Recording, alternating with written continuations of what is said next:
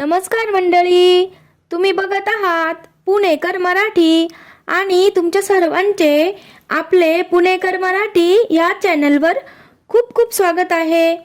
तर मैत्रिणींनो, आता झाली आहे कोजागिरी पौर्णिमा आणि आता आपल्या सर्वांना वेध लागले आहेत दिवाळीचे। छोट्या मुलांपासून ते मोठ्यांपर्यंत दिवाळी या सणाची आपण वाट बघत असतो आणि आता आपण सर्वजण दिवाळीची वाट बघत बघत अवघ्या 10 ते 12 दिवसांवर दिवाळी हा सण आला आहे।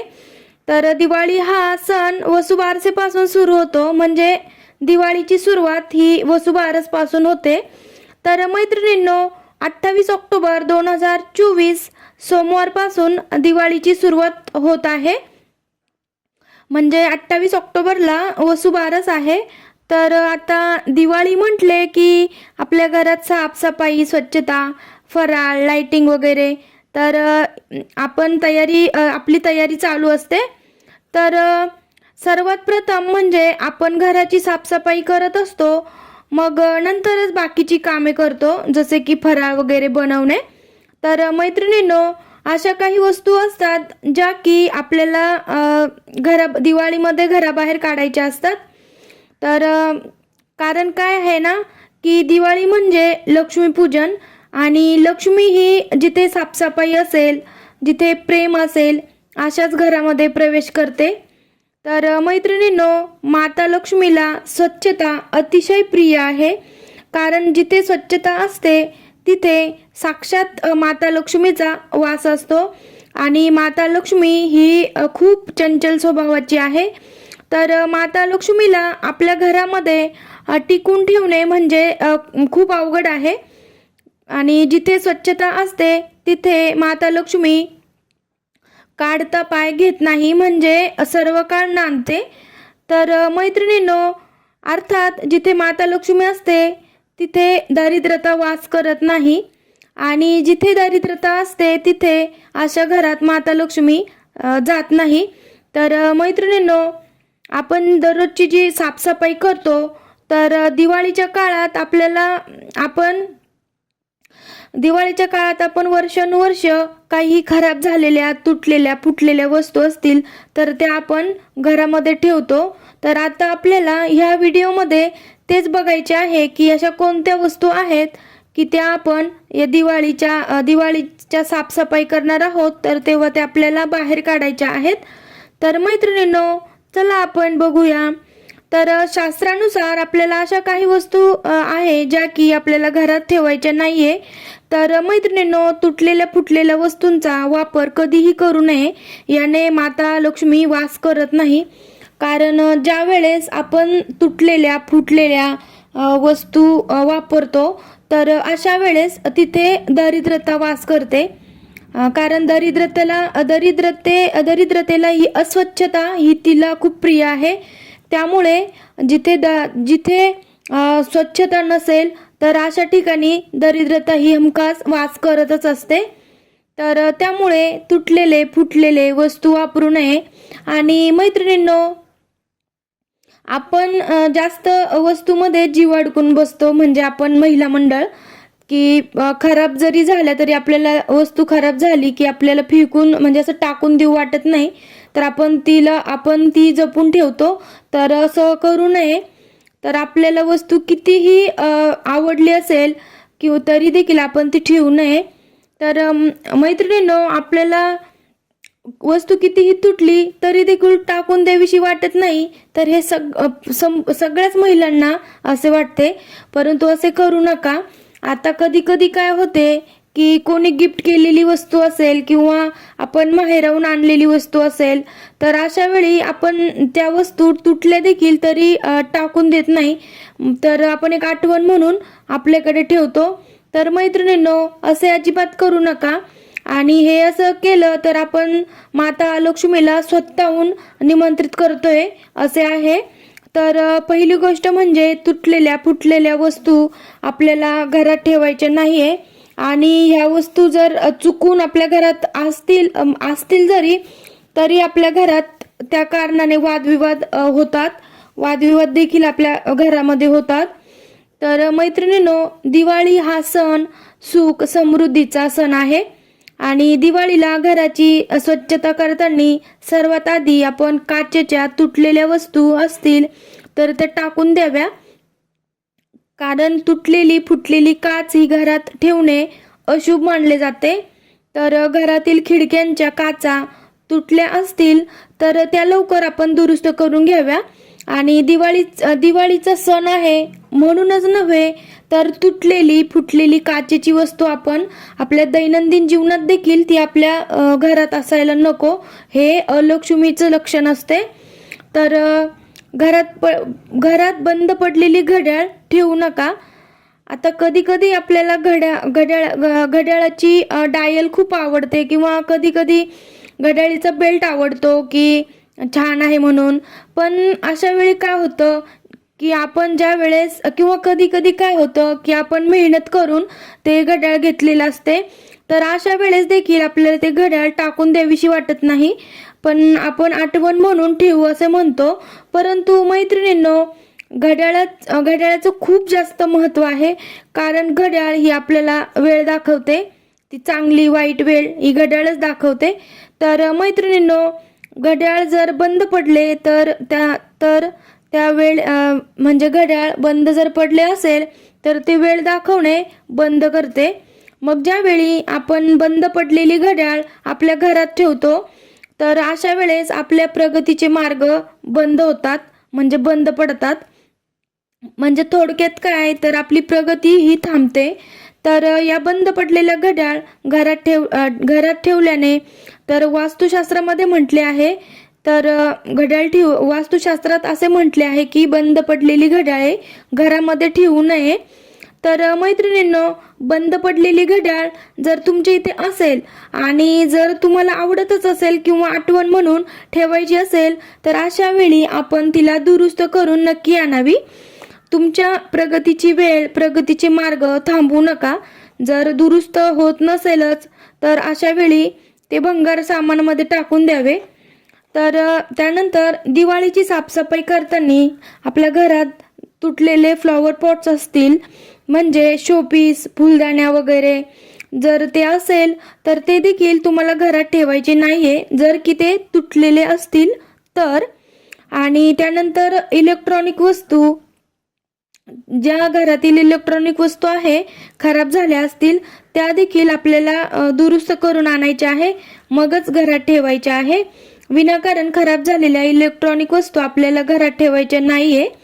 आणि आता दुरुस्त होणार असेल तर त्या दुरुस्त होणारच नसतील तर त्या आपण भंगारमध्ये टाकून द्यावी. आणि मैत्रिणींनो, दिवाळीच्या स्वच्छतेमध्ये ज्या काही वस्तू तुम्ही बाहेर काढणार आहात तर त्यांची योग्य पद्धतीने विल्हेवाट लावावी, म्हणजे कुठेही टाकून देऊ नये. तर जेणेकरून दुसऱ्यांना त्याचा त्रास होणार नाही अशा ठिकाणी टाकू नये. तर मैत्रिणींनो, तुमच्या घरात जर जुने रेडिओ असतील जे की खराब झालेले आहेत, टीव्ही असेल बंद पडलेली आहे किंवा मग मोबाईल असेल तर ते देखील व्यवस्थित ठिकाणी देऊन टाका. कारण आपण आता वेळेनुसार मोबाईल चेंज करत असतो, म्हणजे नवीन घेत असतो आणि आपले जुने मोबाईल हे तसेच पडून राहतात. तर हे देखील चुकीचं आहे आणि आपण ते घरात ठेवतो तसेच, तर हे चुकीचे आहे. तर असं न करता आपण ते व्यवस्थित ठिकाणी देऊन टाकायचे आहे.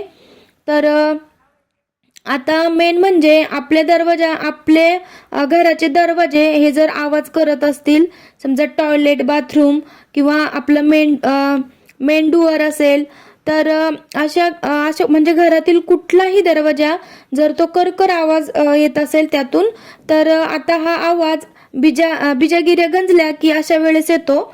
तर परंतु हा आवाज येत असल्यास आपल्याला लगेच त्यावरती तेल टाकून दरवाजांच्या बिजागिऱ्यावरती तेल टाकले की तो आवाज नंतर येत नाही. तर मैत्रिणींनो, हा दरवाजाचा जो करकर आवाज येत असतो तर हा आवाज आपल्या घरात म्हणजे चांगलं नाहीये, की कारण की आपल्या घरात करकरच होते, करकर वाढते, म्हणजे वादविवाद होतात. तर या दरवाजांचे असे आवाज येत असतील तर तुम्ही वेळीच ते देखील व्यवस्थित करून घ्या.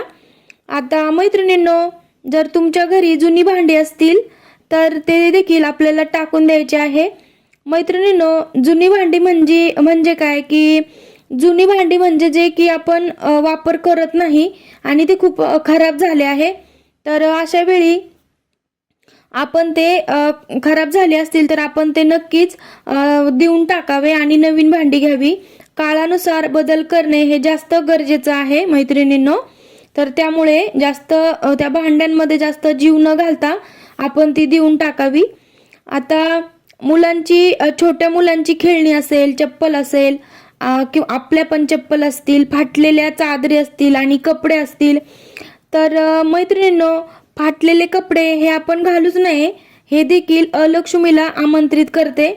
आणि चप्पल देखील खराब झालेली म्हणजे घरात ठेवू नये. चप्पल स्टँड हे नेहमी घराबाहेरच ठेवावे.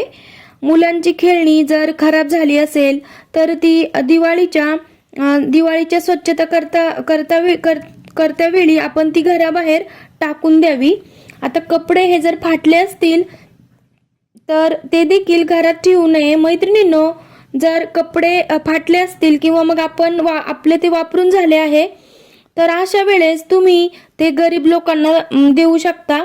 कारण आता आपण बघतो की रस्त्यावरती असे देखील गरीब लोक असतात, म्हणजे एवढे गरीब लोक असतात की ज्यांना अंगावर घालायला कपडा देखील नाहीये. तर अशा वेळी आपण आपले ते वापरून झालेले कपडे आपण कपाटात न ठेवता त्या गरीब लोकांना देऊन टाकावे.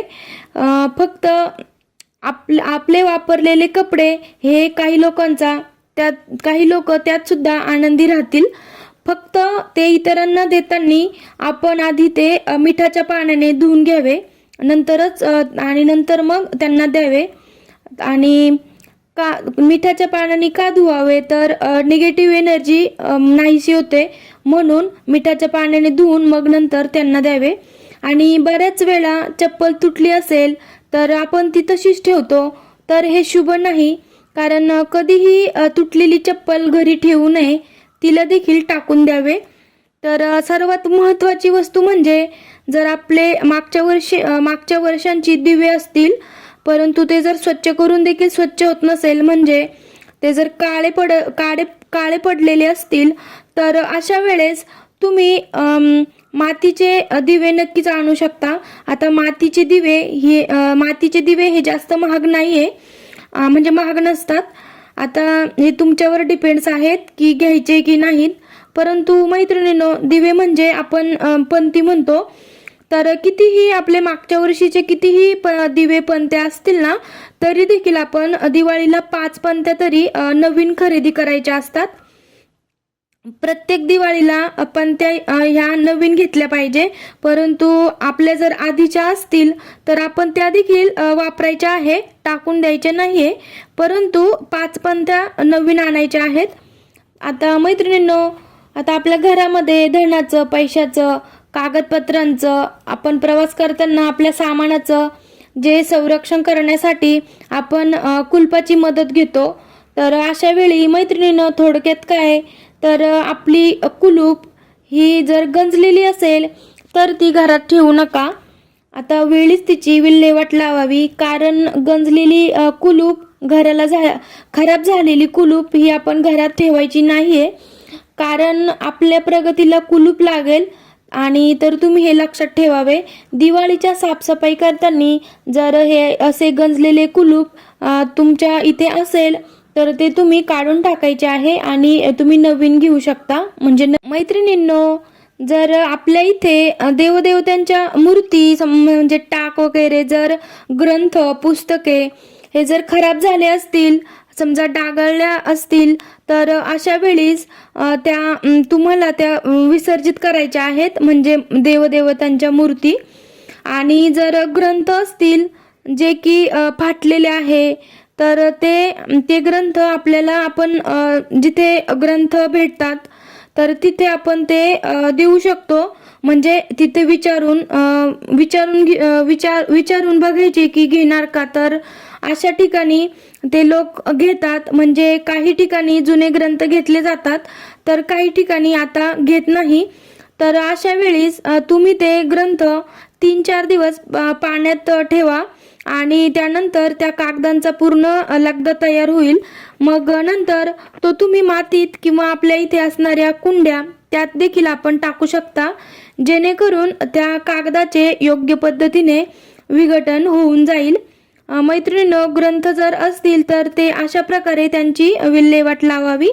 नदी, तलाव यामध्ये ग्रंथ आपण टाकून देऊ नका.